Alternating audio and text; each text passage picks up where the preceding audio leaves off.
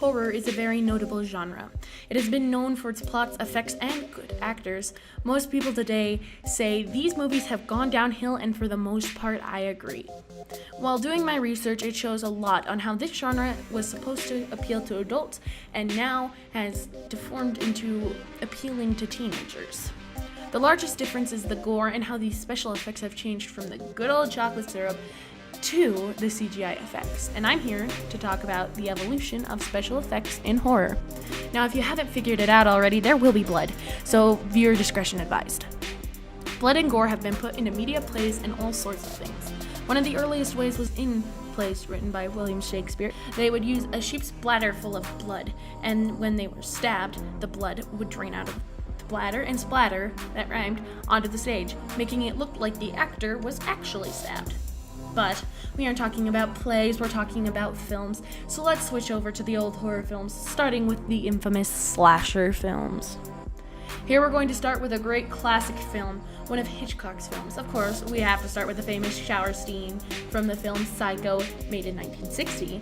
Now, for those who don't know, the shower scene is where Norma Bates stabs a poor unsuspecting woman in the shower.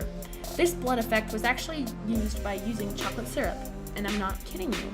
Chocolate syrup was used all the time because fake blood wouldn't film well. Chocolate syrup looked thick and showed up great in black and white. Fun little fact, that scene took over 77 shots to create. Now, let's skip about 14 years into another big movie, Texas Chainsaw Massacre. This movie was shown in 1974 as it had a small budget. The gore was at its minimum. This movie actually used real animals' blood because they didn't have a big enough budget, but the real blood made the movies a little scarier in my opinion. 5 years later, we're introduced to the movie Alien. When watching this movie, they have a scene where the alien emerges from the chest having it tear open. They actually had an issue creating this as prosthetics weren't that good back then. They used things like oysters and clams for the face hugger and then used real horse organs and other animal organs.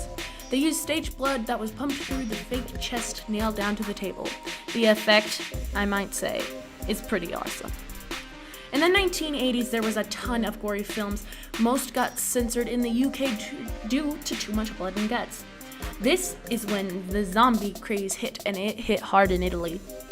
They were the ones that pumped out the most zombie movies. At the time, mostly using staged blood and guts, some even using real animal innards for a more realistic effect. Now, we finally get to the 2000s and up.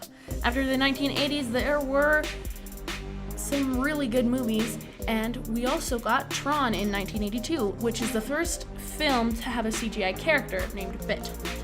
And we have been using it to this day. Some were not very good at CGI.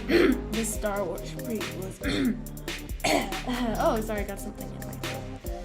We have started to master the craft though, yet the CGI blood is definitely taking away from experiences in horror. It maybe looks somewhat better, but it doesn't have the real splatter effect. Most movies that use CGI blood make it look way too smooth, and it's kind of disappointing to see the way it looks nowadays.